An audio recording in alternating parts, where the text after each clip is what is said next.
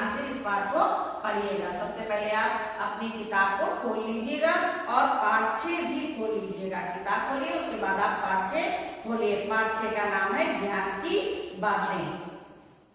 ज्ञान की बातें कबीर और रहीम द्वारा लिखी गई हैं। ये ज्ञान की बातें हमें कौन बता रहा है? रहीम दास जी और कबीर दास जी। ये हिंदी साहित्य के बहुत प्रसिद्ध जो है रचनाकार हैं। इन दोनों में गहरी व बहुमूल्य सीख दी गई है। बच्चों, इन कविता के माध्यम से हमें बहुत गहरी सीख दी गई है और ज्ञान एवं नीति के कुछ प्रसिद्ध अनमोल रत्न यहाँ पर प्रस्तुत किए जा रहे हैं। तो पहले सबसे हम पढ़ते हैं रहीम के दोहे। रहीम दास जी ने बहुत ही ज्ञान की बातें बताई हैं, जिनका अनुसरण करके हम अपने जीवन पर बहुत उन्नत कर सकते हैं और अपने जीवन को सफल बना सकते हैं। तो बच्चों ध्यान से पढ़िए। पहला दोहा है, रहीमन निज मन की व्यथा मन ही राखो गोय, सुन इठलाए हैं लोग सब बांट मिलाए हैं कोय। बच्चों, रहीम दास जी कहते हैं कि अपने मन की व्यथा, यानी व्यथा माने दुख, हमें अपने मन के दुख को दूसरों से कभी नहीं कहना चाहिए। क्यों?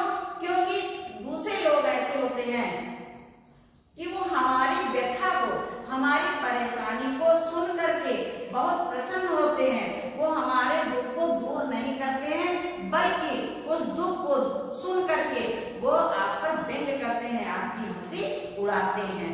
कुछ लोग होते हैं जो हमारे दुख को सुन करके दुखी होते हैं। शायद दुनिया में बच्चों कोई एक इंसान ऐसा हो जो हमारे दुख को सुन करके दुखी हो और वो हमारे दुख का कारण पूछे और हमारे दुख का निवारण करे। और बाकी तो दुनिया में ऐसे लोग हैं जो आपके हितैषी तो बनेंगे, आपका दुख तो जानेंगे, लेकिन उसको जानने के बाद उस दुख को दूर नहीं करेंगे, बल्कि आपकी हंसी उड़ाएंगे। इसलिए जो है रहीम दास जी ने कहा है कि अपने मन के दुख को किसी से कहना नहीं चाहिए, क्योंकि जो हमारे अंदर दुख है वो उसका निवारण हम ही करेंगे, दूसरा कोई उसका निवारण नहीं करेगा, उसको दूर नहीं करेगा, बल्कि आपके दुख को जान करके वो आपकी हंसी उड़ाएगा। इसलिए हमें अपना दुख किसी से बताना नहीं चाहिए, अपने ही अंदर रखना चाहिए। अब दूसरा है दोहा, रहीमन ओछे नरन सो बैर भली ना प्रीत, काटे चाटे स्वान के दो भांत विपरीत। अब दूसरे दोहे में बच्चों रहीम दास जी ने बहुत अच्छी बात बताई है कि रहीमन ओछे नरन सो। रहीम दास जी कहते हैं कि ओछा व्यक्ति वो होता है जो थोड़े में आपसे खुश हो जाए और थोड़े में आपसे नाराज हो जाए। ऐसे व्यक्ति को ओछा कहते हैं कि ना उसके पेट में भी बात नहीं पड़ती। आपकी बात सुनी दूसरे से बताई, दूसरे की बात सुनी आपसे बताई, ये ऐसे व्यक्ति को ओछा कहते हैं। तो नर माने नर से, यानी जो इस प्रकार के व्यक्ति हैं जिनके पेट में कोई बात नहीं पचती है और वो आपसे थोड़े में नाराज हो जाते हैं और थोड़े में खुश हो जाते हैं। आपकी बात सुनते हैं दूसरे को बताते हैं, दूसरे की बात सुनते आपको बताते हैं। तो ऐसे ओछे लोगों से न तो प्रीत भरी होती है और न बैर, यानी न इनसे दुश्मनी करना अच्छा होता है और न इनसे बहुत अधिक प्रेम करना अच्छा होता है। इनसे ना तो आप दूर रह सकते हैं, अगर आप दूर रहेंगे तो भी ये आपका कुछ न कुछ बिगाड़ते रहेंगे, और अगर आप इनसे अधिक मित्रता बनाते हैं, आपके पास रहेंगे तो आपकी बात को जानेंगे और आपकी बातों को दूसरे से कहेंगे। ये ऐसे ओछे लोगों से रहीम दास जी ने कहा है कि हमें जो है बहुत जो है ढंग से रहना चाहिए, इनसे ना अधिक प्रेम करना चाहिए और ना इनसे बैर करना चाहिए। जैसे काटे चाटे स्वान की, स्वान माने बच्चों कुत्ता होता है, स्वान माने क्या होता है? कुत्ता। दो भांत विपरीत, यानी दोनों प्रकार से उल्टा होता है। जैसे कुत्ता है, कुत्ता अगर आपको चाट लेता है तो भी वो बुरा है और अगर काट लेता है तो भी बुरा है। अगर कुत्ते से आप प्रेम करते हो, आपको चाट लेता है तो भी वो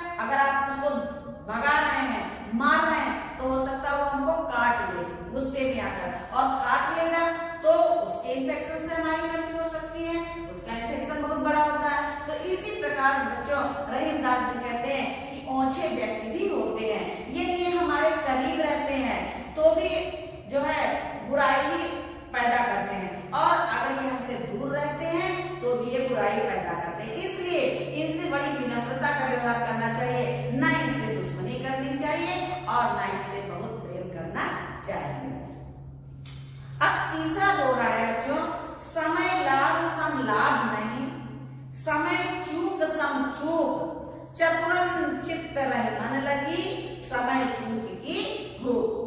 अब बच्चों इसमें समय के महत्व को बताया गया है। समय का महत्व, जिस व्यक्ति के पास समय का महत्व नहीं है वो इस संसार में कुछ भी कर नहीं सकता है। तो रहीमदास जी कहते हैं समय लाभ सम लाभ नहीं। जिसके पास समय का ज्ञान है उसको हमेशा लाभ ही लाभ होता है। अगर आप समय से सारे कार्य करते हैं तो आपको जो है हमेशा प्रसन्नता मिलेगी, आपको हमेशा लाभ मिलेगा, और लाभ मिलेगा तो हमारे जीवन में खुशहाली होगी। तो समय का लाभ करने वाले को हमेशा जो है खुशहाली प्राप्त होती है। और समय चूक समचूक, और जो व्यक्ति समय चूक जाता है उससे बड़ा चूक और कोई नहीं होता है। यानी समय का महत्व बहुत समझना चाहिए। अगर समय हमारा चूक का मतलब निकल जाना, अगर समय हमारे हाथ से निकल गया तो फिर वो दोबारा आने वाला नहीं है। तो समय को बहुत ही जो है महत्वपूर्ण समझना चाहिए, क्योंकि अगर समय निकल गया तो समय कभी वापस नहीं आता है। चतुरन चित्त रही मन लगी, रहीमदास जी कहते हैं वो लोग बहुत चतुर होते हैं जिनके मन में मतलब चतुराई है, वो समय की चूक को समझते हैं। यानी उनकी जब उनका समय निकल जाता है तो जो है बहुत पछताते हैं, यानी समय को महत्व को वो पकड़ कर रखते हैं। और जो लोग समय का महत्व नहीं समझते हैं वो जीवन भर पछताते रहते हैं। तो चतुर व्यक्ति वही होता है जो अपने समय का ज्ञान करे, अपने समय के महत्व को समझे और समय का सदुपयोग करे। इसलिए जीवन में समय का बहुत बड़ा महत्व होता है। अब चौथा है, चौथा दोहा है बच्चों, रहीमन पानी राखिए, बिन पानी सब सून, पानी गए न उबरे, मोती मानुष चून। अब यहाँ पे बच्चों इस जो है दोहे के माध्यम से व्यक्ति के स्वाभिमान के बारे में बताया गया। कहते हैं जैसे गांव में बहुत लोग जो है कह देते हैं बहुत पानीदार हो तो ये काम कर लो, यानी तुम्हारे अंदर बहुत स्वाभिमान हो तो ऐसा काम कर लो। तो पानी का मतलब यहाँ पे स्वाभिमान से है। पानी का मतलब यहाँ पे ये पीने वाले पानी से नहीं है, स्वाभिमान से है। आदमी कहता बहुत पानीदार हो यानी बहुत स्वाभिमानी हो। तो रहीमन पानी राखिए, रहीमदास जी कहते हैं कि पानी राखिए यानी अपने स्वाभिमान को बचा करके रखना चाहिए। बिन पानी सब सून, अगर पानी बिना सब सूना, अगर हम पीने वाले पानी को भी ले लें, पानी के दो अर्थ हैं, एक पीने वाला पानी और एक स्वाभिमान। ठीक, तो दोनों इंसान के जीवन में जो है बहुत महत्वपूर्ण है, बहुत इनका महत्व है।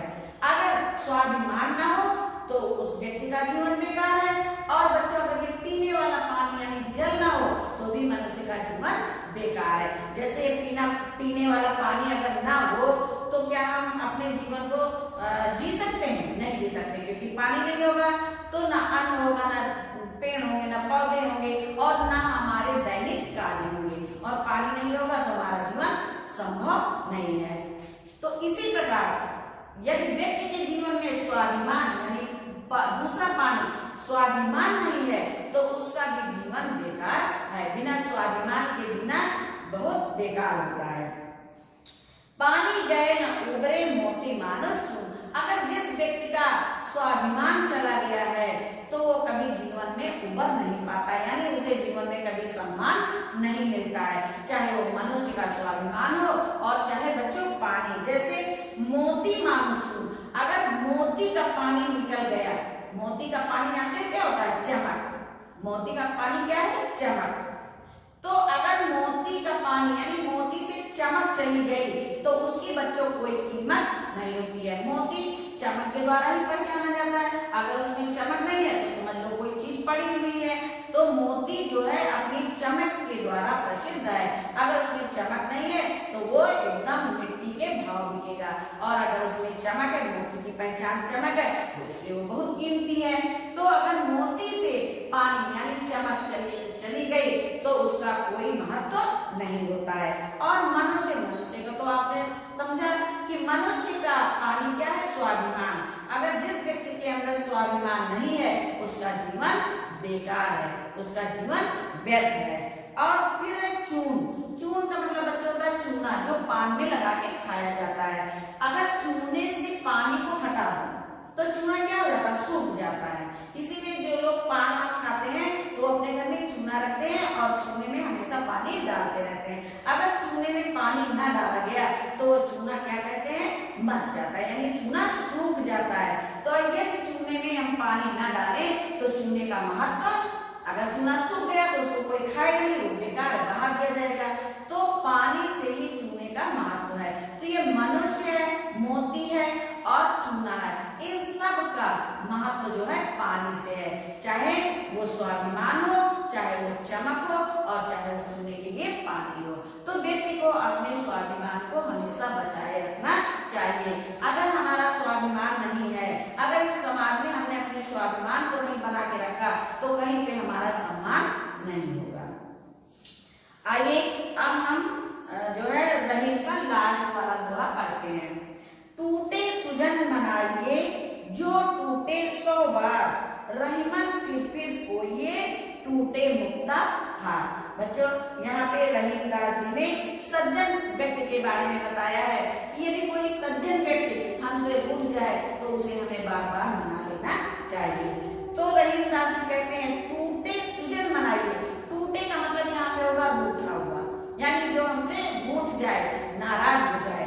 सुजन माने सज्जन को मना लेना चाहिए। मनाइए मतलब मना लेना। अगर कोई सज्जन व्यक्ति बच्चों हमसे रूठ जाए, नाराज हो जाए तो हमें उसे मना लेना चाहिए। किसी भी कीमत पे वो जैसे भी माने हमें उसे मना लेना चाहिए, क्योंकि सज्जन व्यक्ति जो होता है वो सबका अच्छा ही सोचता है।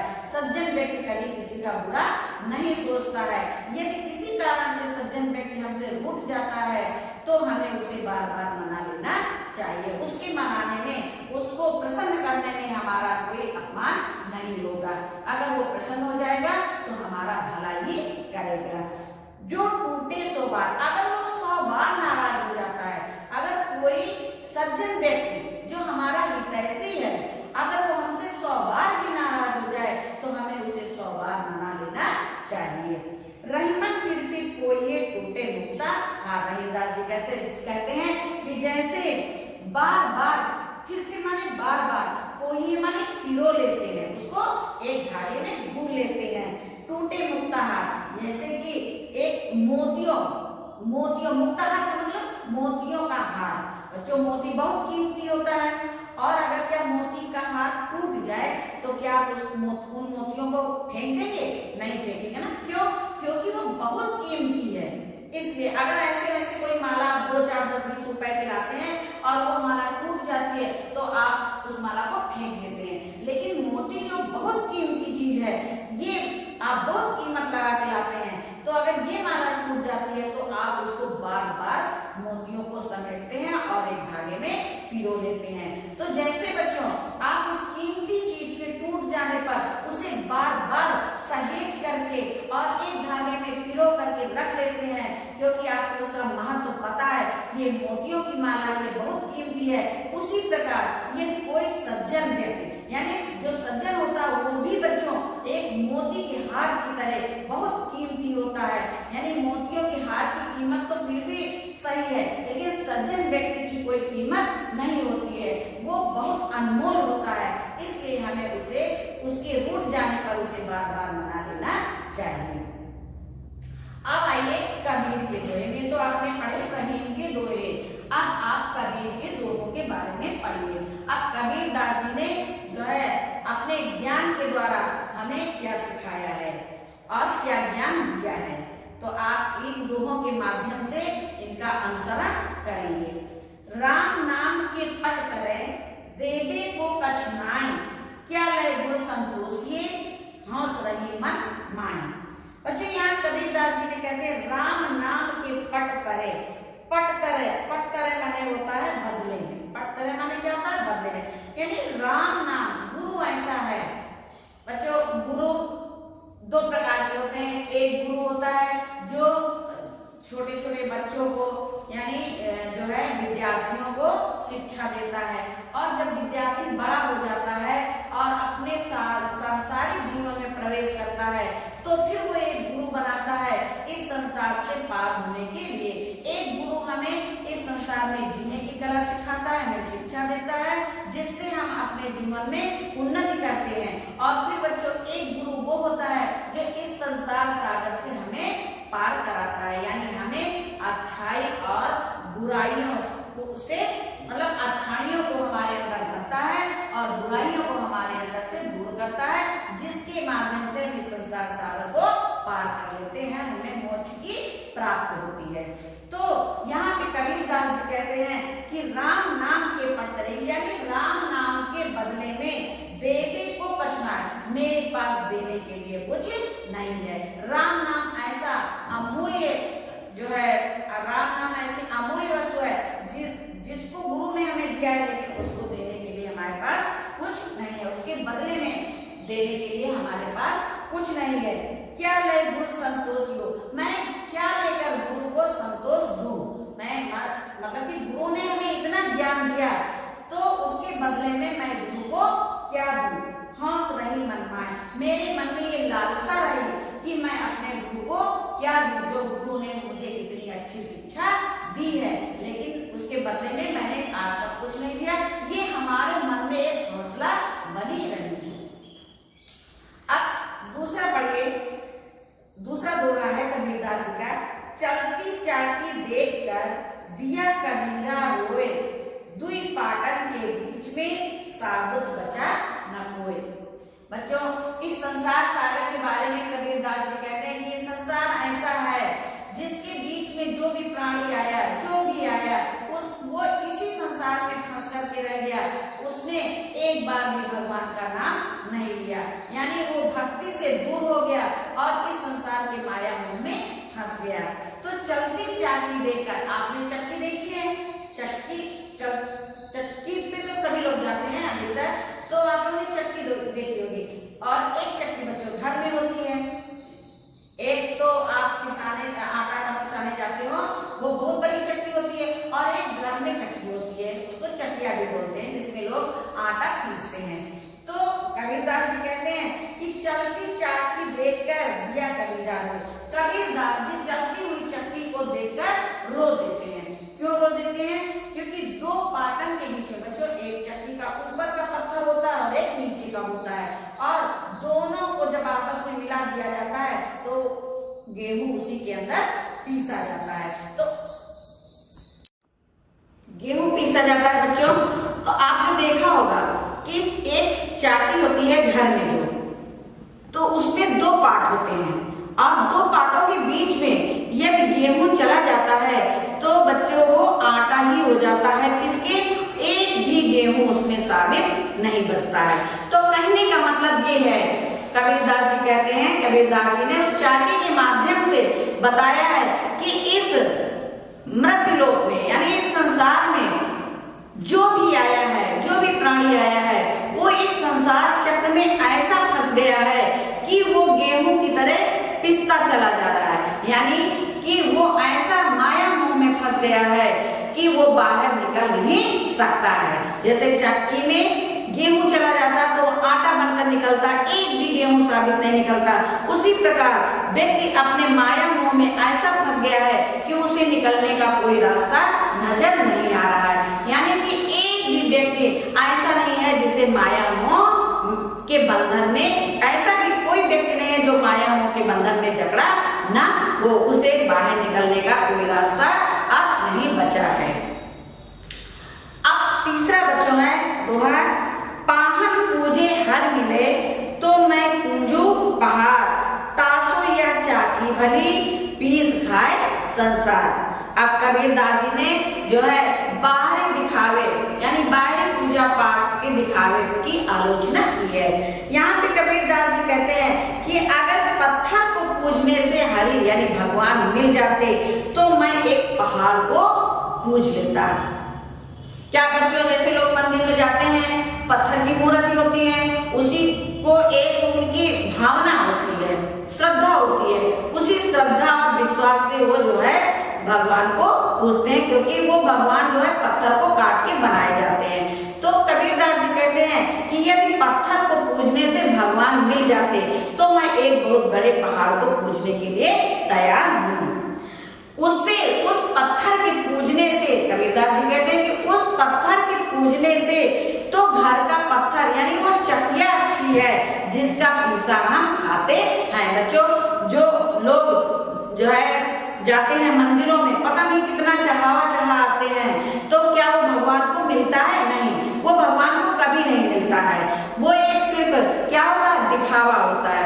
अगर उसके बदले में हम किसी गरीब को वही चीज दे दें तो उस गरीब का जो है, उस गरीब के का जो है कुछ मतलब निकल आए, गरीब को कुछ फायदा हो जाएगा।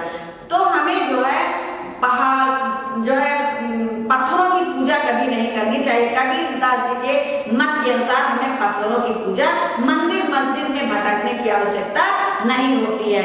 अगर जो है पत्थर को पूजने से भगवान मिल जाते तो हम फिर क्यों इधर उधर भटकते हैं? हम घर की चक्की को ही क्यों नहीं पूजते? क्योंकि घर की चक्की तो हमें प्रत्यक्ष आटा पीस करके खिलाती है। तो कबीरदास जी कहते हैं कि हमें इन जो है फालतू की चीजों में नहीं पड़ना चाहिए, हमें बाहर के दिखावे में नहीं पड़ना चाहिए, हमें अपने मन के अंदर से भगवान की प्रार्थना करनी चाहिए। किसी मंदिर मस्जिद में भटकना नहीं चाहिए, किसी पत्थर की पूजा नहीं करनी चाहिए।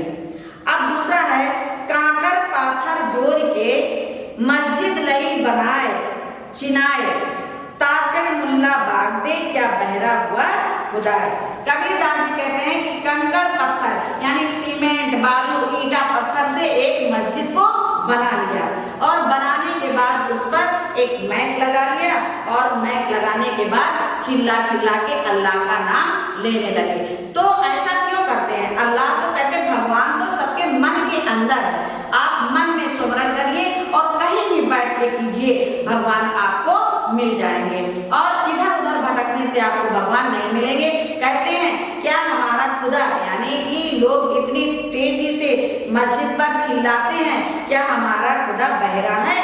जो मुल्ला यानी कि मुल्ला कहते हैं मुस्लिम लोगों को, क्या मुस्लिम लोग जो है चिल्ला चिल्ला के भगवान को ये बताते हैं कि हमारा भगवान बहरा है? नहीं, भगवान बहरा नहीं है, उसे चिल्ला चिल्ला के आवाज देने की आवश्यकता नहीं है, मंदिर मस्जिद की आवश्यकता नहीं है। भगवान हमारे मन के अंदर है, हमें जो है अपने घर में बैठ के या अपने मन में भगवान का स्मरण करना चाहिए। भगवान को तेज आवाज की यानी बात देने की आवश्यकता नहीं है। भगवान बहरा नहीं है, भगवान हमारे मन की बात को सुनता है, इसलिए हमें जो है अपने मन से भगवान का स्मरण करना चाहिए। भगवान हर जगह हर कण कण में विद्यमान है।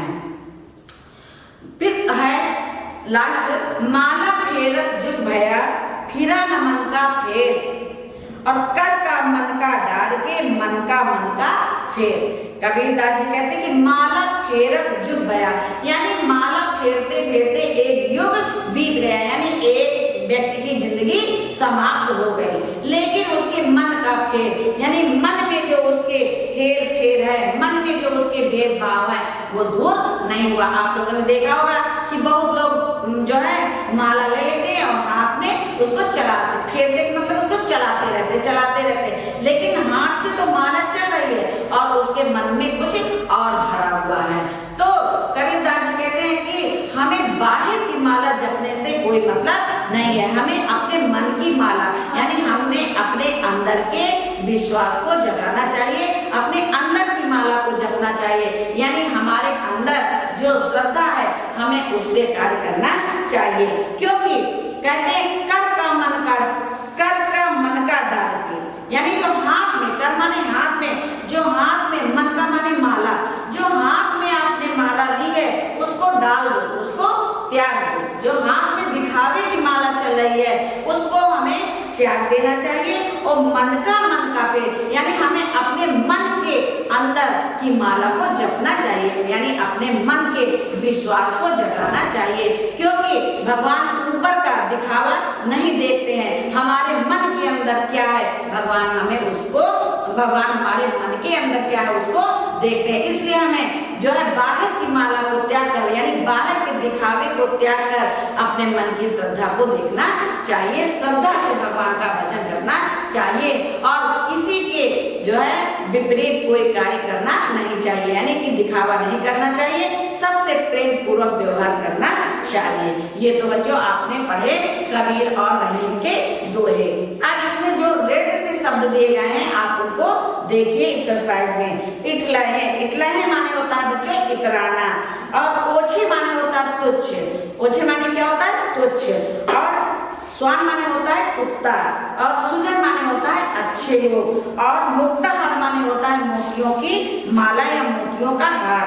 पट्टरे माने होता है बदले में, और हौस माने होता है इच्छा, और पाहन माने होता है पत्थर, और युग माने होता है युग माने होता है युग। अब आप हम मौखिक देखते हैं बच्चों, मौखिक के प्रश्नोत्तर को हम आपको बताते हैं। क्या आपने चक्की में गेहूं पिसते हुए देखा है? हाँ, सभी ने देखा होगा। यहाँ पे हाँ लगाएंगे। अगर आपका मित्र रूठ जाए तो आप उसे कैसे, क्या आप उसे मना लेंगे? हाँ, हम उसे मना लेंगे, यहाँ पे हाँ लिखेंगे। फिर यदि आप अपने आप में आप रूठ जाते हो तो आपको कौन मनाता है? तो बच्चों जब आप लोग रूठ जाते हो तो सर्वप्रथम आपकी माँ आपको मनाती है, तो यहाँ माँ लिखोगे। अब आइए क्या समझा पाठ से। तो यहाँ पे जो है प्रश्न है, अपने मन की पीड़ा क्यों नहीं बतानी चाहिए? तो बच्चों इसका उत्तर है, हमें अपने मन की पीड़ा किसी को इसलिए नहीं बतानी चाहिए क्योंकि कोई हमारी पीड़ा को जो है दूर नहीं करता है बल्कि उसकी हंसी उड़ाता है। दूसरा है, ओछे लोगों के प्रति हमारा व्यवहार कैसा होना चाहिए? तो बच्चों ओछे लोगों के लिए हमारा व्यवहार नम्र होना चाहिए, क्योंकि ना उनसे अधिक मित्रता करनी चाहिए और ना उनसे दुश्मनी करनी चाहिए। रहीम ने सज्जनों की तुलना किससे की है? तो बच्चों रहीम ने सज्जनों की तुलना मोतियों के हार से की है, क्योंकि मोतियों का हार जितना कीमती होता है उससे कहीं अधिक कीमती सज्जन व्यक्ति होता है। फिर है, कबीर पत्थर की मूर्ति से अधिक किसकी पूजा करना अच्छा मानते हैं? तो बच्चों कबीर जो है अपने घर की चक्की यानी चाकी का जो है चाकी की पूजा करना अच्छा मानते हैं, क्योंकि जो है जिस भगवान को हम मंदिरों में पूजने जाते हैं, चढ़ावा चढ़ाते हैं, वो भगवान हमें प्रत्यक्ष में कुछ भी नहीं देता है। सिर्फ हमारी एक श्रद्धा होती है कि हम भगवान से कुछ मांगने जाते हैं, इतना हम चढ़ाएंगे तो भगवान हमें कुछ देगा। तो वो तो बच्चों एक हमारी श्रद्धा है, भगवान देता है कि नहीं देता है। लेकिन कबीरदास जी कहते हैं कि वो चक्की की पूजा करनी चाहिए जो हमें आटा पीस करके खिलाती है। तो इसका उत्तर होगा कि कबीरदास जी चक्की की पूजा करना अच्छा मानते हैं। अब इसके बाद है बहुविकल्पी प्रश्न। कबीर क्या चलता हुआ देखकर रो दिए? इसके 3 ऑप्शन है बच्चों, तांगा, चक्की, बैलगाड़ी। तो क्या देखकर कबीरदास जी रो दिए? चक्की को। माला फेरते फेरते क्या बीत गया? एक युग बीत गया। फिर है सही गलत, ओछे से मित्रता अच्छी है या बैर? बच्चों अभी आपने पढ़ा कि ओछे से ना मित्रता अच्छी होती है ना बैर, तो यहाँ पे हम गलत का निशान लगाएंगे। ओछे और सज्जन लोग मोतियों के हार जैसे होते हैं, सत्य है कि अच्छे और सज्जन लोग मोतियों के हार जैसे होते हैं, इसमें हम निशान लगाएंगे सही पर। माला फेरते फेरते युग बीत गया लेकिन हृदय नहीं बदला, इसमें हम निशान लगाएंगे सही का। रूठे हुए अच्छे लोगों को मनाना नहीं चाहिए, इसमें हम निशान लगाएंगे गलत पर। अब इसके बाद निम्नलिखित शब्दों का प्रयोग करके अपने वाक्य बनाइए। तो बच्चों यहाँ पे माला लिखा, अब आपको माला का वाक्य प्रयोग बनाना है। तो आप माला का कोई भी वाक्य बना सकते हैं, जैसे आज हमने मंदिर में भगवान पे फूलों की माला चढ़ाई। दूसरा है संसार पे आप कोई भी वाक्य प्रयोग बना सकते हैं, ये संसार बहुत बड़ा है, या इस संसार में अनेक प्रकार के पशु पक्षी रहते हैं। ये बैर है। इसके बाद अब बैर माने होता है बच्चों दुश्मनी, इस पे हम कोई भी वाक्य प्रयोग बना सकते हैं, हमें किसी से बैर नहीं करना चाहिए। फिर है मस्जिद। अब मस्जिद बच्चों जहाँ पे मस्जिद वो होता है, सभी लोग जानते हो कि जहाँ पे मुस्लिम वर्ग के लोग अपना पूजा पाठ करते हैं या नमाज अदा करते हैं। तो मुस्लिम वर्ग के लोग मस्जिद में नमाज पढ़ने जाते हैं। ये तो आपका एक्सरसाइज आज समाप्त होता है। आज आपने पढ़ा जो है पाठ 6 ज्ञान की बातें और पाठ को पढ़ा और आप लोगों ने एक्सरसाइज भी नोट कर ली होगी। अब आप लोग इसको बहुत ध्यान से, सबसे पहले तो आप इन दोहों को जरूर याद कर लेना। दोहों को याद कर लेंगे तो आपको इसका अर्थ भी जो है याद हो जाएगा। तो अब आज हम इस पाठ को यहीं पे समाप्त करते हैं। धन्यवाद।